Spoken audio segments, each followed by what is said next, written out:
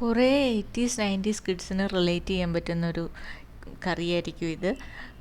പണ്ടൊക്കെ വീട്ടിൽ 3 നേരവും ചോറാണ്. അപ്പോൾ ഈ ചോറിൻ്റെ കൂടെ ഒരൊറ്റ കറിയേ ഉണ്ടാവുള്ളൂ. എന്തെങ്കിലും ഒരു ഒഴിച്ച് കറി കാണും. അത് 3 നേരവും ഈ കറി കൂട്ടിയാണ് കഴിക്കണത്. അപ്പോൾ എന്തെങ്കിലുമൊക്കെ കിട്ടണതൊക്കെ വെച്ചായിരിക്കും, ഒരു തേങ്ങ ഉണ്ടെങ്കിൽ അത് കൂടിയ ചേർത്തരച്ചായിരിക്കും ഒരു കറി വയ്ക്കുക.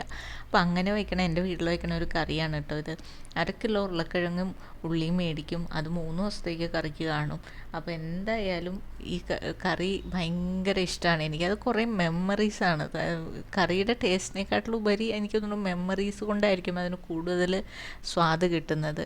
അപ്പോൾ ഉരുളക്കിഴങ്ങും ഉള്ളിയും വെറുതെ അരിഞ്ഞ് ചെറിയ കഷ്ണങ്ങളാക്കി അരിഞ്ഞ് കുറച്ച് ഉപ്പും മഞ്ഞളും മുളക് പൊടിയും കൂടി ചേർത്ത് വേവിക്കും. നന്നായിട്ട് വെന്ത് വരുമ്പോൾ തേങ്ങയും അരച്ച് അതിനകത്തോട്ട് 2 മണി ജീരകവും 2 ചെറിയ ഉള്ളിയും കൂടി ചേർത്ത് തേങ്ങ അരച്ച് ഇതിലേക്ക് ചേർത്ത് തിളപ്പിച്ച് വാങ്ങിയ കറി റെഡി. പിന്നെ കടുക് താളിച്ച് ചേർക്കുകയാണ് കേട്ടോ. കടുക് സാധാരണ നമ്മളെല്ലാ കറിക്കും താളിച്ച് ചേർക്കണ പോലെ ഇതിലും താളിച്ച് ചേർക്കും. പക്ഷേ പണ്ട് ഈ കറിയിൽ കടുക് താളിച്ച് ചേർക്കുമ്പോൾ ഒരു സ്മെല്ലങ്ങ് വരും, ഒരു സൗണ്ട് ഉണ്ടല്ലോ ഈ ചീനച്ചട്ടിയിലോട്ട് ഈ കറി കോരി ഒഴിക്കുമ്പോൾ. അതൊക്കെ ആ സൗണ്ട് ഭയങ്കര ഇഷ്ടമായിരുന്നു കേൾക്കാൻ. അത് കഴിഞ്ഞ് ആ ചീനച്ചട്ടി മിക്കവാറും ഒരു അലൂമിനിയം ചീനച്ചട്ടി ആയിരിക്കും. അതിലേക്ക് ഇത് കോരി ഒഴിച്ചിട്ട് കുറച്ച് 2 ഉരുള ചോറ് ഇട്ട് ഈ കറി ചൂടോടെ ഒഴിച്ചിട്ട് ഉരുട്ടി ചൂടോടെ കഴിക്കണ ഒരു ടേസ്റ്റുണ്ട്. ഭയങ്കര ടേസ്റ്റായിരുന്നു അതിന്. അപ്പം ഇന്ന് ഞാൻ ആ കറി ഉണ്ടാക്കി.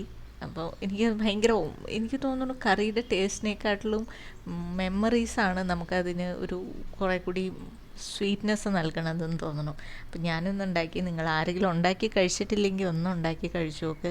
തീർച്ചയായിട്ടും ചിലപ്പോൾ എല്ലാ നാടുകളിലും ഈ കറി കണ്ടുകൊള്ളണമെന്നില്ല കേട്ടോ. അപ്പോൾ എൻ്റെ നാട്ടിൽ മാത്രം കണ്ടുകൊണ്ടിരുന്ന കറികളായിരിക്കാം.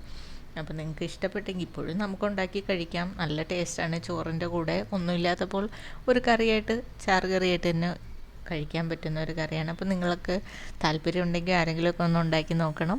എന്നിട്ട് നിങ്ങളുടെ അഭിപ്രായം, നിങ്ങളിത് കഴിച്ചിട്ടുണ്ടോ എന്ന് കൂടി ഒന്ന് പറയണേ.